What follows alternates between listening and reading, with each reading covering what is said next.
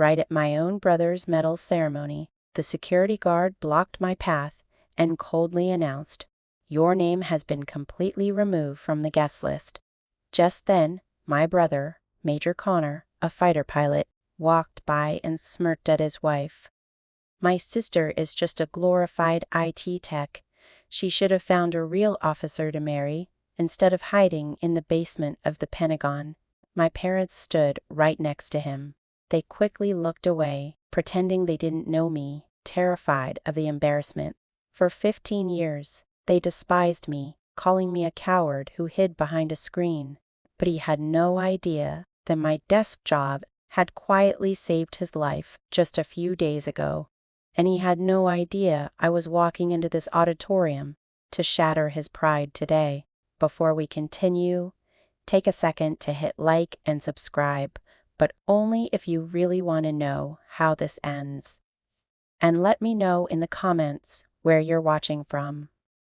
The sound of Connor's polished leather dress shoes clicking against the sun-baked asphalt faded into the heavy afternoon heat. He didn't even break his stride. He just kept walking toward the air-conditioned VP entrance. His arm looped casually through Chloe's. A pair of gold-rimmed aviators hung from the crisp collar of his navy uniform. He wore the fabric like it was a tailored suit meant for a magazine cover, not a symbol of service. He walked with that unbearable, heavy-shouldered swagger, the kind exclusive to men who genuinely believed the world owed them a parade just for waking up. The Golden Child, a fighter pilot, a shooter. To him, and to every other hotshot walking the flight deck, anyone who didn't pull a trigger or drop a bomb was just a pog, a body occupying a desk, a waste of taxpayer oxygen. Tossing his own sister to the curb at the security checkpoint wasn't a mistake, it wasn't an oversight, it was entertainment. A cheap joke to make his pretty wife giggle and stroke his fragile ego. He never looked back, not once. But Putt Connor's arrogant little smirk wasn't what severed the last remaining artery connecting me to this family. It was the silence. My mother, Evelyn, stood exactly 3 feet away. Her knuckles were bone white as she strangled the thick leather strap of her oversized designer handbag. She was a woman who lived and died by country club gossip and social standing. Right now, I was a liability. She snapped her neck to the right, suddenly mesmerized by the aluminum security regulations sign bolted to the chain-link fence. She stared at the bold red letters, pretending the print was the most fascinating thing on earth, anything to avoid making eye contact with her own flesh and blood. And my father, Richard Fisher, retired colonel, a man who supposedly bled red, white, and blue, a man who preached loyalty over the dinner table for 30 years. He didn't step forward. He didn't demand the guard let his daughter in. He just scowled. The deep, jagged lines around his mouth tightened into a look of absolute disgust. But he wasn't angry at the guard for disrespecting me. He was angry at me. My very existence at this gate was a massive inconvenience, a messy, embarrassing stain on his perfect son's perfect day. He let out a sharp, irritated exhale through his nose. He shook his head, turned his back, and fell in step right behind Connor. They left me standing on the wrong side of the barrier, like trash left on the curb. Silence is a weapon, and my family had just emptied a full magazine into my chest. The young security guard, Petty Officer Marcus Thorne, stood frozen behind the metal podium. His eyes darted nervously between the receding backs of the Fisher family and my face. A single bead of sweat cut a clean line down his temple. He shifted his weight, his boots scraping against the concrete. He looked terrified. Worse, he looked like he pied me. I hated pity. Any normal woman would have cracked. They would have screamed at the retreating figures. They would have thrown a fit, demanded a supervisor, or collapsed onto the scorching pavement in tears. I didn't blink. My training kicked in. A violent, instantaneous psychological lockdown. I felt the exact moment the pain in my chest went completely numb. The jagged, bleeding edges of the betrayal cooled, hardening into a solid block of iron behind my ribs. My jaw locked. My breathing dropped to a slow, methodical rhythm. 4 seconds in, hold. 4 seconds out. I cataloged the environment, the dull hum of the base's power grid, the distant roar of a jet engine cutting through the clouds. It kept me grounded. It kept the human weakness out. My fingers, which had been clutching the edge of my beige trench coat in a death grip, slowly relaxed. I let my hands drop heavily to my sides. I didn't reach out. I didn't call their names. The fortress doors inside my mind slammed shut, and the heavy steel deadbolt slid into place. I stared at the retreating figures of my parents until they finally disappeared into the dark shadows of the auditorium lobby. There wasn't a single tear in my eyes, no redness, no trembling lip, just the cold, dead stare of a predator watching a target walk blindly into a minefield. "Ma'am," Guardthorne mumbled, his voice cracking slightly. I'm really sorry. I just enforced the list." I didn't answer him. I didn't even look at him. I took one slow step backward. My heels sank slightly into the edge of the perfectly manicured Naval Academy lawn. The grass here was cut with military precision, flat, green, flawless. A sudden, violent gust of wind whipped off the bay. It slapped across my face, carrying the sharp, stinging scent of saltwater brine.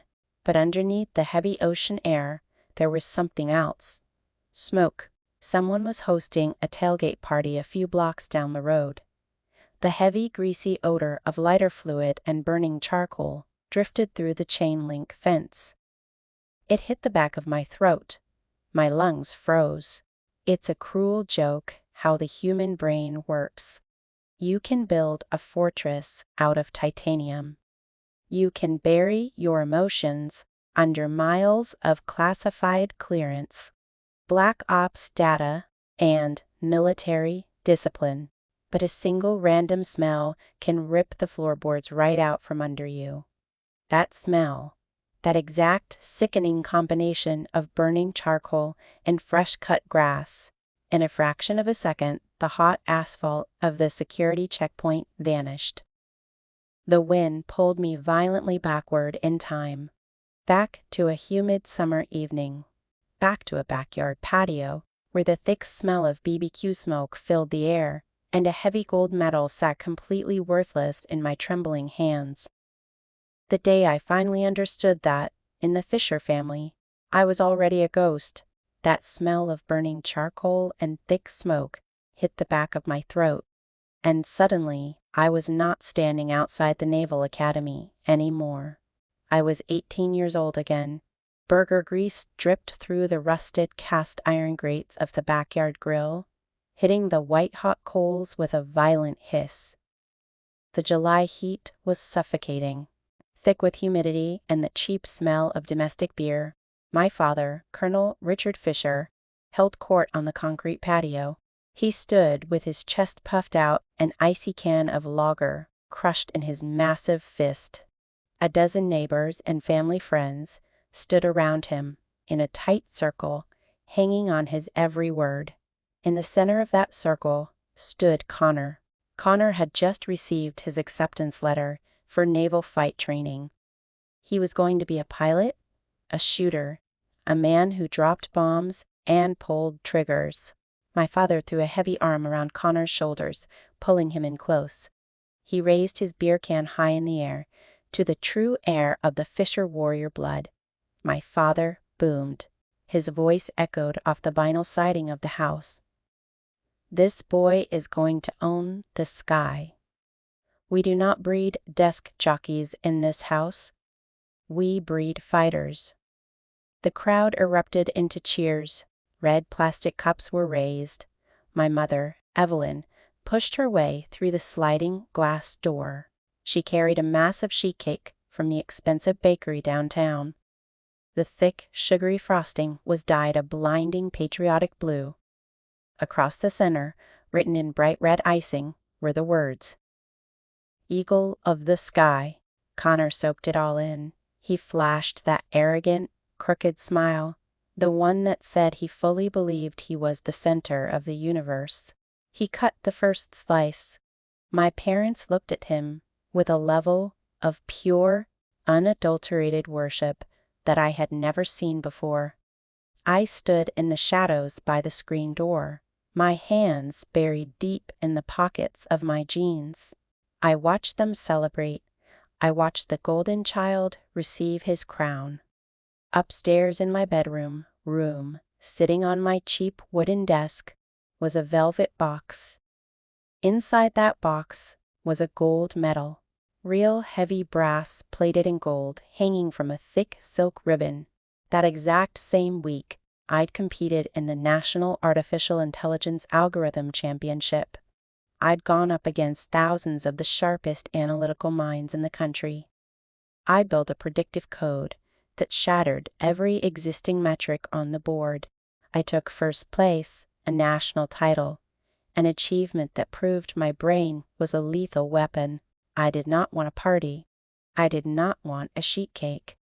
I just wanted my father to look at me the way he looked at Connor. Just once, I waited. I stood in the humid dark for hours. Long past midnight, the backyard finally cleared out. The empty beer cans were thrown into the trash. The porch light buzzed with dead moths. The house was quiet, save for the dull mechanical hum of the central air conditioning unit. I walked into the living room. My father was sitting in his worn leather recliner. The television was muted on a late-night sports channel. He was holding the Sunday newspaper, his face completely hidden behind the sports section.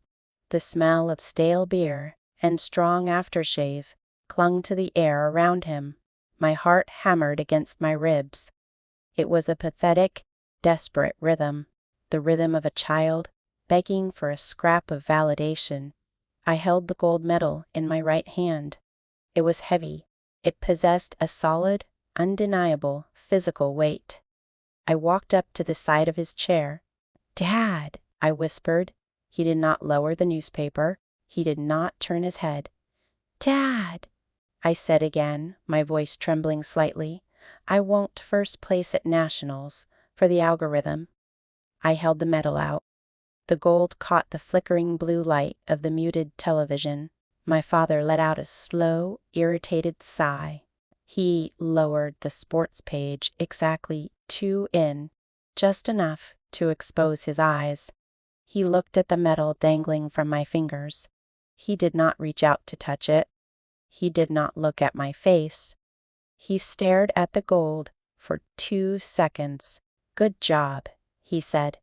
2 hollow, empty words, a dismissive grunt you would give a dog for fetching a stick. He snapped the newspaper back up, hiding his face again. The paper rustled loudly in the quiet room. Before I could even pull my hand back, he tilted his head toward the kitchen. "Evelyn," he shouted, his voice suddenly full of life and energy, "we need to double the protein in Connor's diet starting tomorrow. If he is going to handle the G-force in a cockpit, he needs to pack on at least 10 pounds of pure muscle. Make sure you buy extra steaks." I stood frozen next to his chair. The heavy gold medal in my hand suddenly felt completely different. The pride, the thousands of hours of coding, the brilliant victory, it all evaporated. The gold turned into lead. It pulled my arm down heavy and worthless. I did not cry. I did not scream at him. I simply turned around and walked down the dark hallway to my bedroom. I sat on the edge of my mattress. I opened the bottom drawer of my nightstand and pulled out an old, beat-up cedar cigar box. It smelled like dry wood and dust. I dropped the gold medal inside. It hit the wooden bottom with a dull, heavy thud. I grabbed a handful of old math test scratch paper and useless receipts from my desk. I shoved them into the box, completely burying the gold under layers of meaningless trash. I did not want to look at it anymore. I did not want to remember it. I closed the lid of the cedar box. Clicked. The small brass latch snapped shut. The sound was sharp, final. In that dark, quiet room, the desperate little girl who wanted her father's approval died. She stopped breathing, and in her place a cold calculating machine powered on. I knew exactly what I was in this family. I was nothing. My intellect, my hard work, my entire existence meant absolutely zero in their world of muscle and guns. I promised myself right then and there that I would never explain my worth to them again. If they wanted to worship a soldier, I would become a weapon they could never even comprehend. 4 years later, the air inside that house still felt exactly the same, suffocating. The living room smelled like lemon and pledged stale coffee and old upholstery. It was a museum dedicated to a very specific type of glory. Framed photos of my grandfather in his World War II uniform hung above the brick fireplace. Next to them were pictures of Richard in his dress whites, and now dominating the center of the mantel was an oversized portrait of Connor in his flight suit. There were no pictures of me. The television was loud.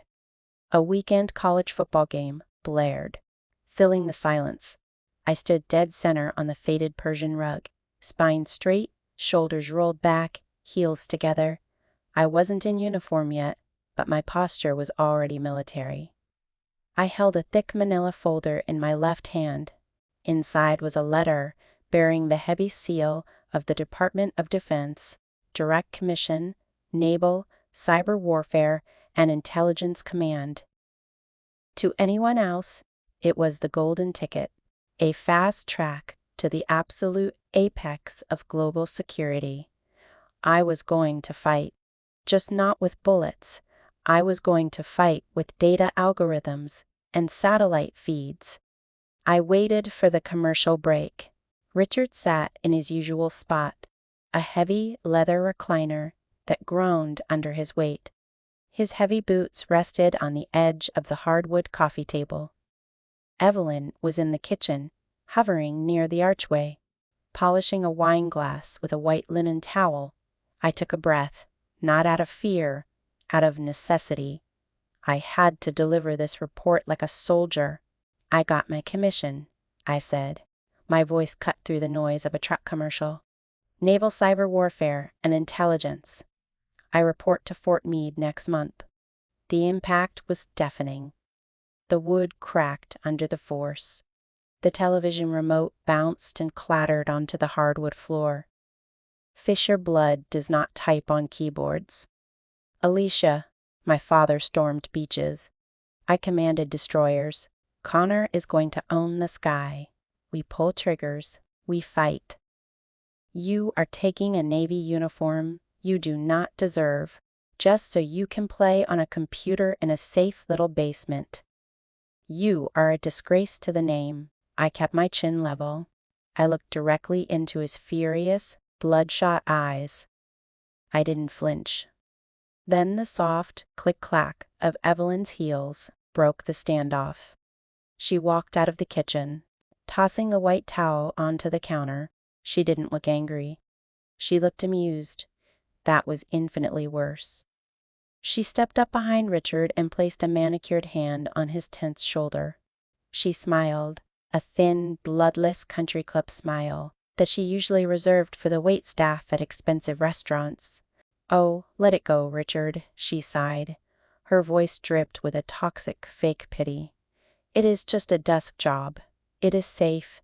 Sitting in air conditioning all day is probably for the best. You know, she is not built like Connor. She cannot fly a fighter jet.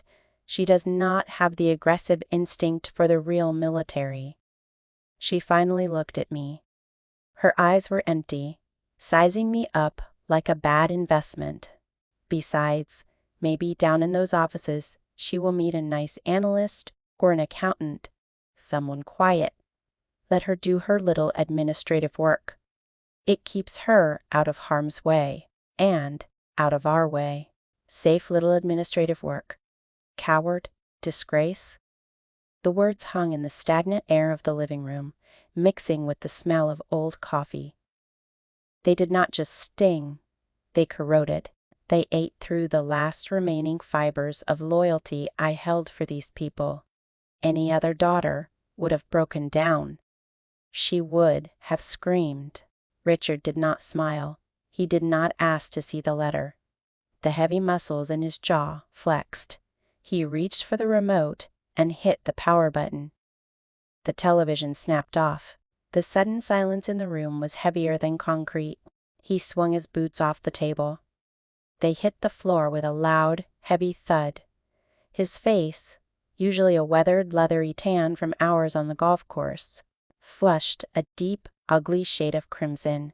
The veins in his thick neck bulged against the collar of his polo shirt.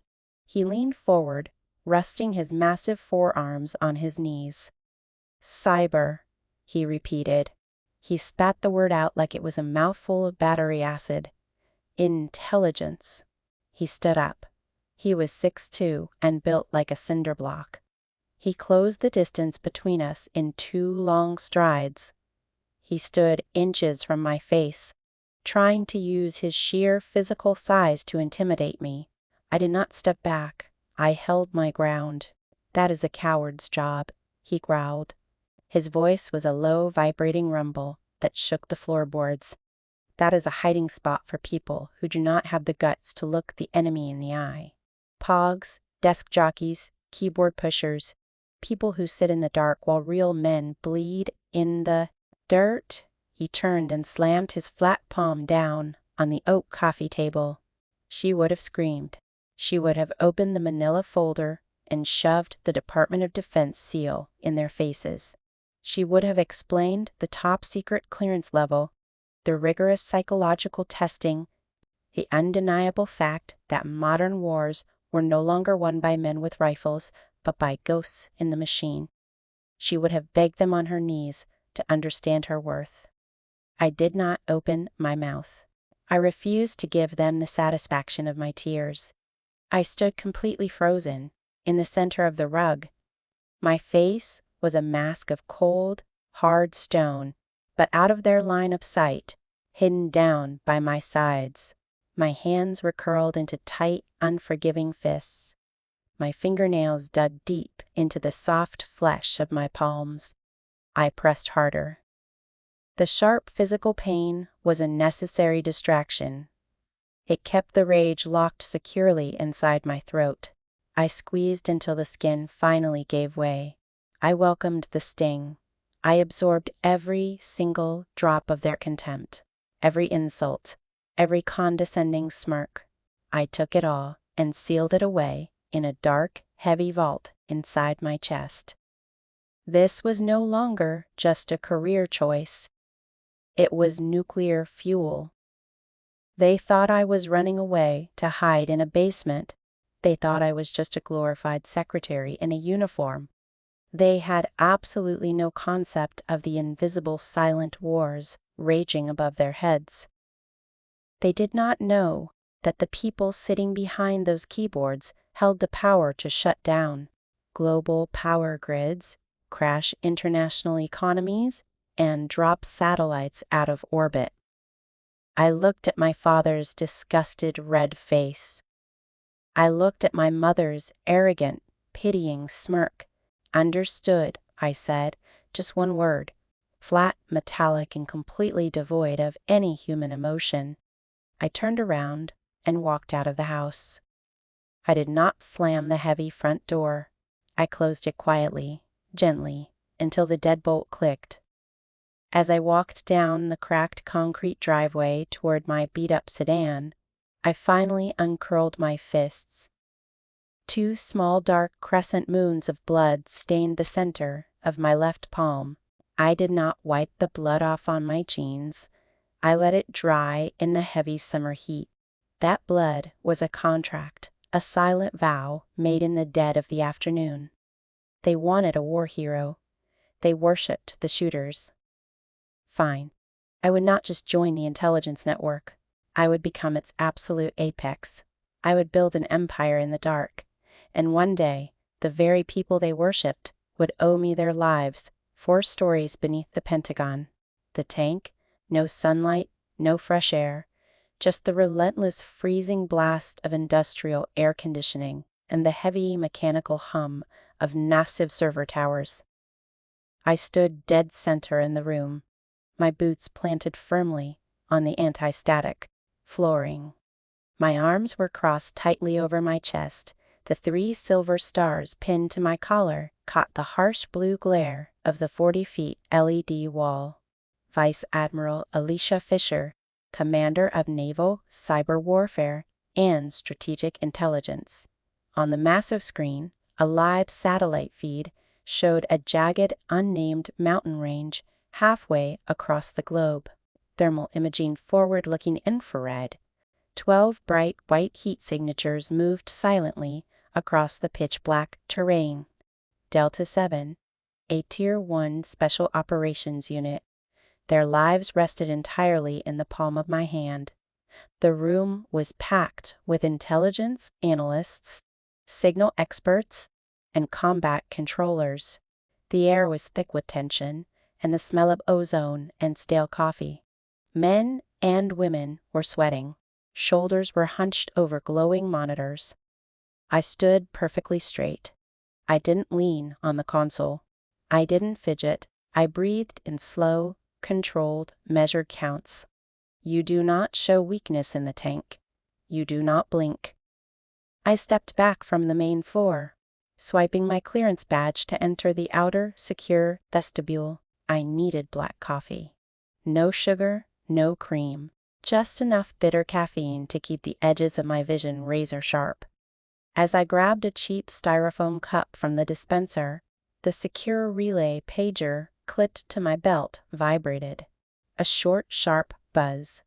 It was a routed message from my personal phone cleared by the automated security firewall. I unclipped the device and glanced at the small backlit screen. Connor, hey sis, just finished a nice flight. You still pulling graveyard shifts, fixing computer bugs for the brass. If you can get away from the IT desk, I might buy you a coffee tomorrow. Let me know. I stared at the glowing green text. The corner of my mouth twitched. A sharp, involuntary reflex. Fixing computer bugs. The IT desk. Right now, I commanded. A global intelligence network that spanned 3 oceans. I had clearance codes that could black out an entire hemisphere. I was currently babysitting 12 of lethal operators operating deep behind enemy lines. And, to the golden boy, I was just a glorified secretary pushing buttons and installing software updates. The arrogance was so thick it was suffocating. I crushed the empty styrofoam cup in my fist. The plastic snapped and crumpled. I tossed it into the trash can. I didn't reply. I didn't owe him a single word. I turned back to the heavy steel door. Before my hand even touched the handle, the alarm sounded. A harsh electronic klaxon ripped through the command center. Flashing red strobes cut through the blue light of the screens. I shoved the heavy steel door open and stepped back onto the main floor. Overwatch. Talk to me, I barked. My voice was flat, hard, slicing straight through the rising panic in the room. Ma'am, enemy radar just went active, a senior chief yelled from his terminal. He pointed a shaking finger at the main screen. A rapidly expanding red circle was painting the grid right over the 12 white. Heat signatures, surface-to-air missile battery. They have a hard lock on Delta 7's exfil chopper. 2 minutes to impact. The birds are sitting ducks. Abort the exfil, someone shouted from the back rows. No, I said. The word was quiet, but it froze the entire room. If Delta 7 aborted now, they were stranded in hostile territory, dead men walking. I didn't wait for a committee. I didn't ask for permission. I walked up to the nearest terminal and shoved the junior analyst out of his chair. Move. I took the keyboard. My fingers hit the plastic keys. It wasn't typing. It was a violent physical assault on the hardware. Lines of raw command code blurred across the black monitor. My brain shifted into absolute overdrive. I bypassed 3 layers of proxy servers in less than 4 seconds. I found the back door in the enemy's air defense grid, a vulnerability my team had planted 6 months ago for a moment. Exactly like this. Missile launch in 10 seconds, the chief warned, his voice tight with dread. I didn't blink. I compiled the malicious payload. 5 seconds. I hit the enter key. A lethal string of malware shot across the globe at the speed of light. It hit the enemy network and detonated deep inside their mainframe. On the massive main screen, the expanding red circle froze. Then it flickered. Then it vanished entirely. Radar is down, Overwatch reported, breathing heavily into his headset. Enemy grid is totally blind. They just lost all targeting telemetry. I stood up, pushing the chair away with the back of my knees. Tell Delta 7 to get on the bird and go home. Copy that. Chopper is airborne. They are clear. A collective heavy exhale swept through the room. Men and women slumped back in their chairs, wiping cold sweat from their foreheads. A few looked at me, their eyes wide with absolute unquestioning respect. I had just saved 12 men in 7 seconds without firing a single bullet. I didn't celebrate. I didn't smile. I just grabbed my jacket from the back of a chair. Shift commander has the floor, I said, walking toward the exit. At 0345 hours, I walked into my apartment.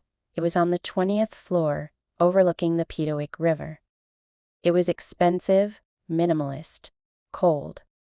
There were no family photos on the walls, just dark leather furniture and clean glass surfaces. I dropped my keys on the granite counter.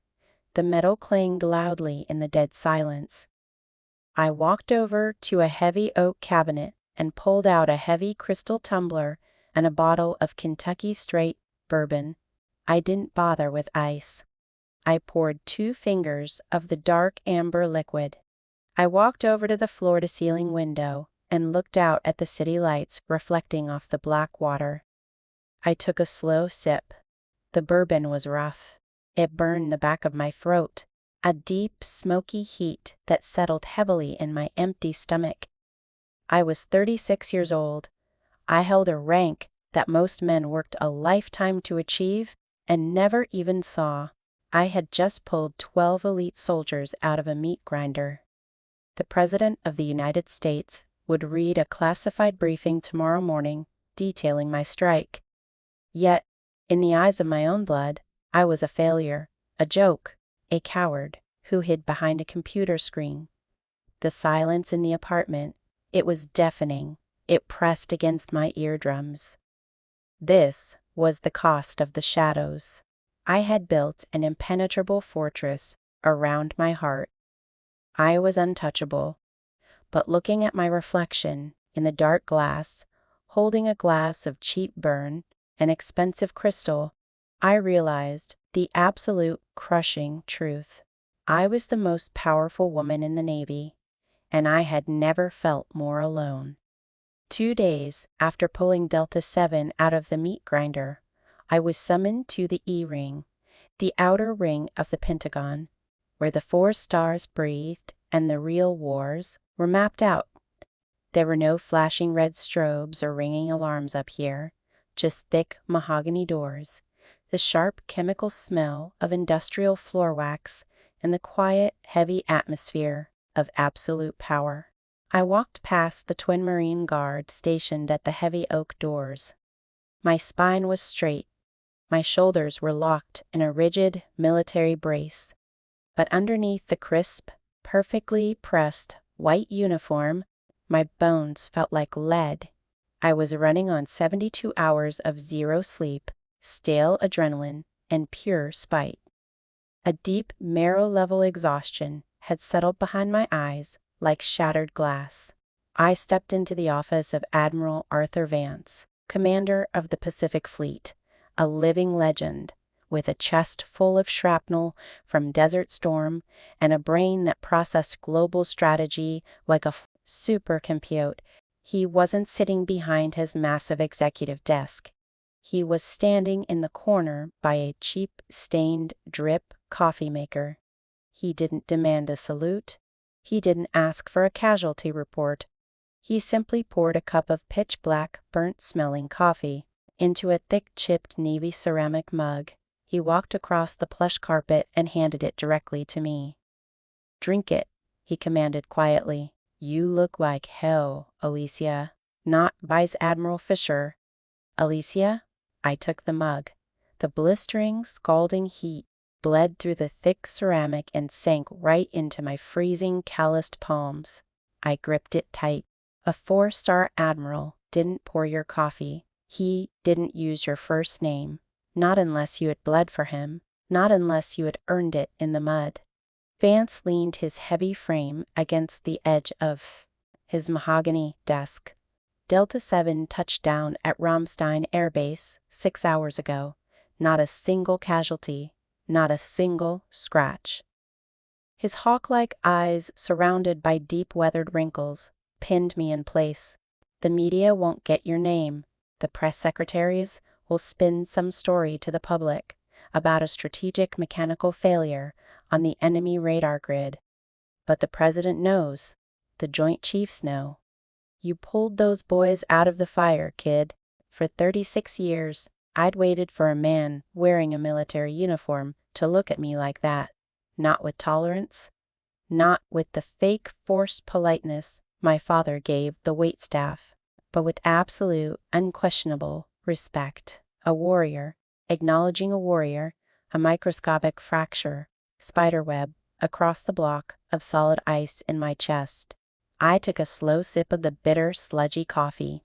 It burned all the way down. It tasted like salvation. Vance crossed his massive arms. "I didn't call you up here just for coffee. Operation Blackwater is getting declassified, just the top layer. Enough for the unclassified record books." He paused, letting the silence stretch in the heavy room. "I am pinning the Distinguished Service Medal on your chest." I stopped breathing. The room tilted slightly. "The DSM. You don't get that piece of metal for sitting in a swivel chair. You get it for shifting the axis of a war." It was the apex of military achievement. But instead of overwhelming pride, a sick, heavy knot twisted violently in my stomach. The phantom voice of my father echoed in the back of my skull. "Desk jockey, coward, pog." My shoulders slumped. A tiny, involuntary physical surrender. "With all due respect, Admiral," I said, my voice tight, staring down into the black liquid. "It won't matter." Vance frowned. The deep lines around his eyes narrowed into a dangerous squint. "Excuse me." My jaw clenched. I hated saying it out loud. I hated giving them that power. To my family, even with the medal, even with the declassification, I am just a glorified IT tech, a coward hiding in the air conditioning. If they read the citation, they will just assume I fixed the server that sent the email. They worship shooters. The rest of us are just background noise. I braced myself. I expected a stern lecture. I expected a boomer-era speech about ignoring civilian ignorance and honoring the uniform. Instead, Arthur Vance threw his head back and laughed. It wasn't a polite chuckle. It was a loud, booming, predatory bark that bounced off the mahogany walls. He didn't feel sorry for me. He found the sheer stupidity of my family absolutely hilarious. He pushed off the desk and walked over to the reinforced window, looking out over the gray, choppy waters of the Potomac River. "An IT tech?" he chuckled, shaking his head slowly. "Jesus Christ." He turned back to face me. The amusement was gone. In its place was a dangerous tactical glint, the look of a man plotting an ambush. "Your little brother is getting his wings pinned on next month. Isn't he, Major Connor Fisher? A fighter jock out of Pensacola?" I nodded slowly, my grip tightening on the mug. "Yes, sir." Vance smiled. It was the smile of a wolf who had just found a massive, glaring hole in the sheep's fence. "It would be a real shame," Vance said, his voice dropping to a low, conspiratorial gravel. "A real tragedy if someone were to hijack his little spotlight, say a surprise presentation of a distinguished service medal for the most powerful Vice Admiral in the Navy's Cyber Division. Right there, on his stage in front of his crowd, the heavy ceramic mug in my hand suddenly felt weightless. A cold surgical thrill washed over the exhaustion in my blood. A public execution? A tactical strike on the very foundation of my father's arrogant empire.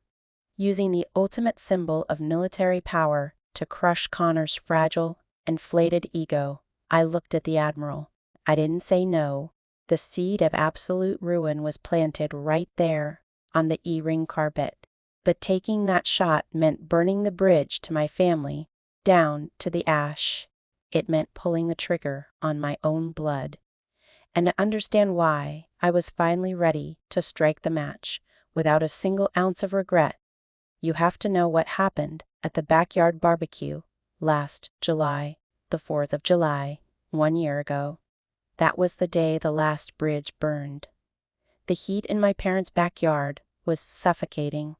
Thick, humid, and heavy with the smell of cheap domestic beer and sulfur from illegal fireworks popping off in the next neighborhood. Red, white, and blue bunting hung limply from the aluminum gutters.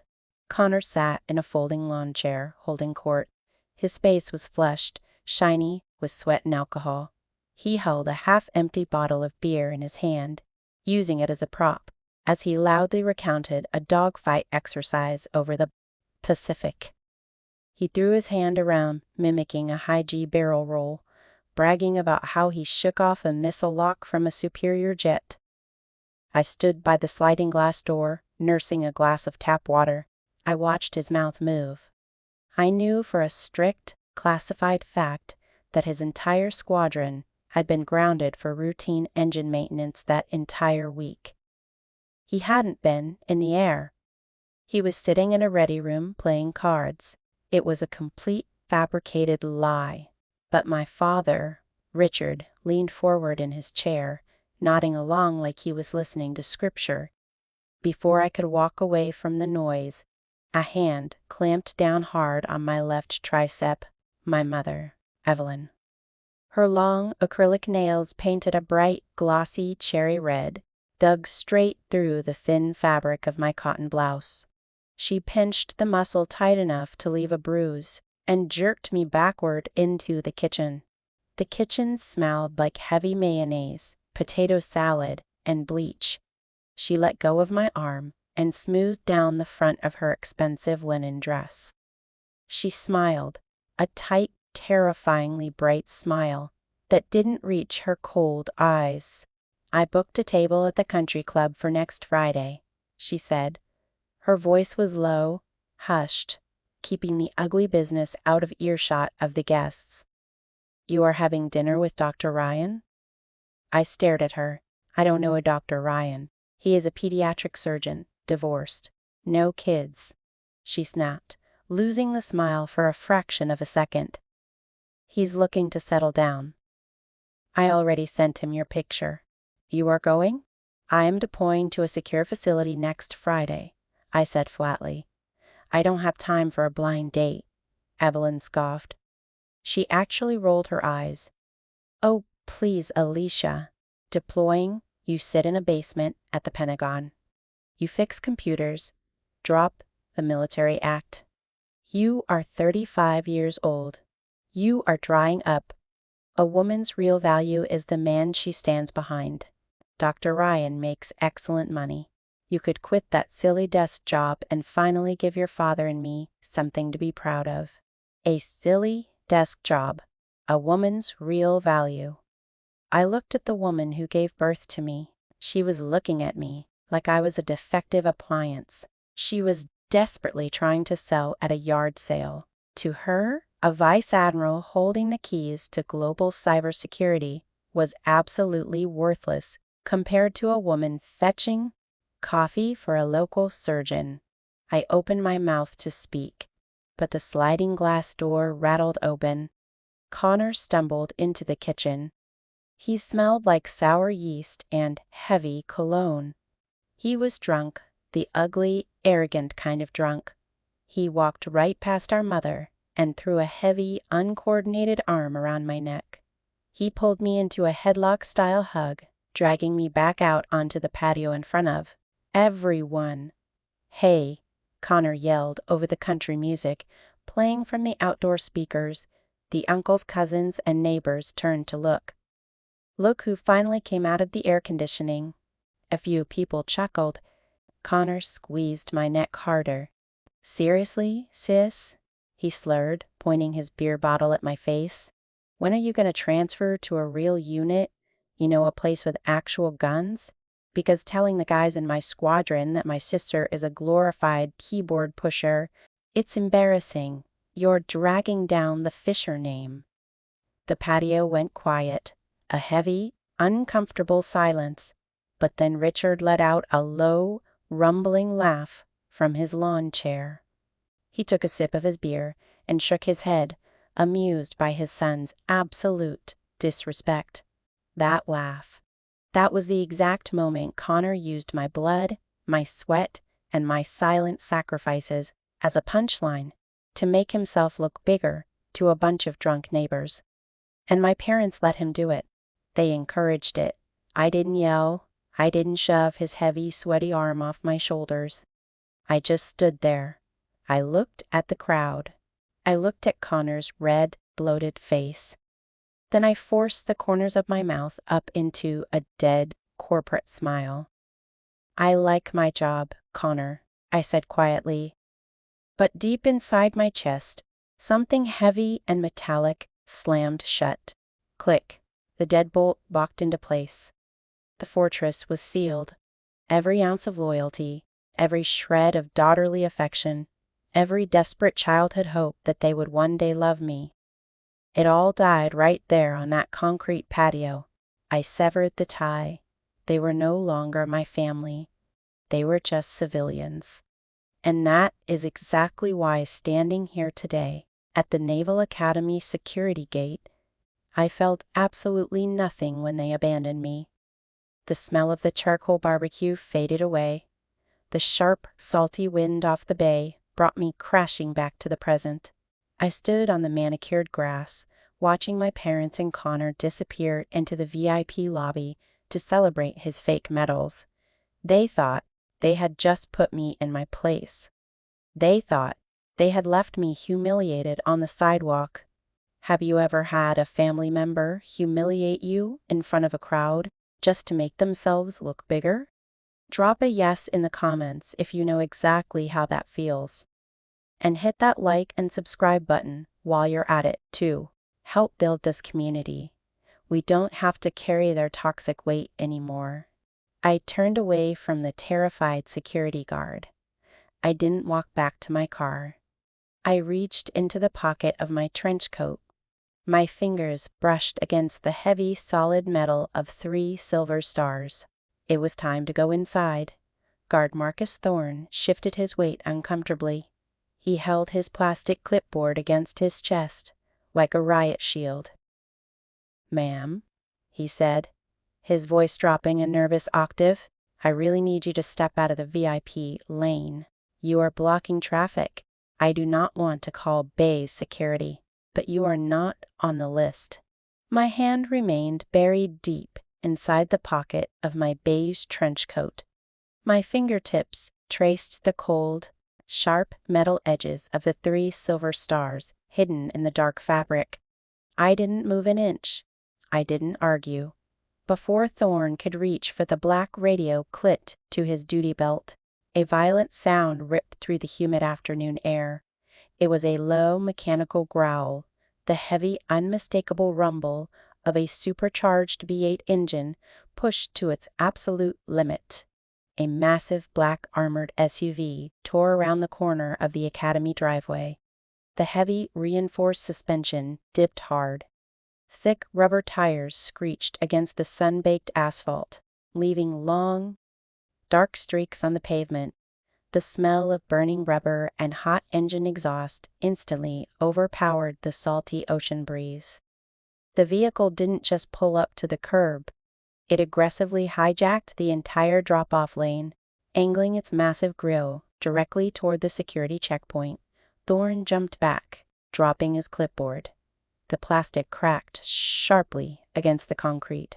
The SUV sat idling, radiating waves of heat distortion into the July air. It had heavy tinted windows, reinforced steel plating hidden in the door panels, and bolted to the front and rear bumpers were the official, unmistakable government plates of the Pentagon's elite. The rear passenger door swung open. It was heavy, swinging wide with the smooth, silent glide of military armor. Out stepped Admiral Arthur Vance. He wore his navy dress whites. They were flawless, crisp, blindingly bright in the harsh summer sun. 4 massive gold stars rested heavily on his shoulder boards. He carried the kind of quiet, terrifying authority that didn't need to shout to make a room go completely silent. He ignored the security checkpoint. He ignored the gawking civilians. He looked straight at me. "There you are, Vice Admiral Fisher." Vance's voice boomed across the pavement. He didn't use a microphone, but the sheer command in his tone hit the dead air like a shockwave. Marcus Thorne froze. His eyes bulged out of his head. The young guard slowly turned his head to look at me, and I watched the blood drain completely from his face. His skin turned the sickening color of dirty chalk. He had just blocked a 3-star flag officer from entering at the Academy ceremony. Vice Admiral Alicia Fisher sheds her disguising trench coat to reveal her 3-star uniform, completely shattering her family's arrogance and forcing them to witness her true rank and authority. Admiral Vance publicly exposes Connor's near-fatal oversight and credits Alicia's cyber warfare expertise with saving the Persian Gulf Squadron from destruction. Confronted by her distraught family afterward, Alicia offers no emotional release or false reconciliation, firmly establishing that forgiveness is not the same thing as access. Months later, Richard and Connor attempt to make amends, displaying her Distinguished Service Medal prominently above Connor's flight wings, and admitting their past jealousy and arrogance. Though her family finally acknowledges her worth, Alicia chooses to maintain her emotional distance, realizing that her value stems entirely from her own achievements, rather than the validation of others. Family does not determine your value. Blood does not give anyone a free pass to treat you like garbage. Real strength does not come from tearing down the people who hurt you. It comes from building a steel boundary so high and so thick that they can never touch you again.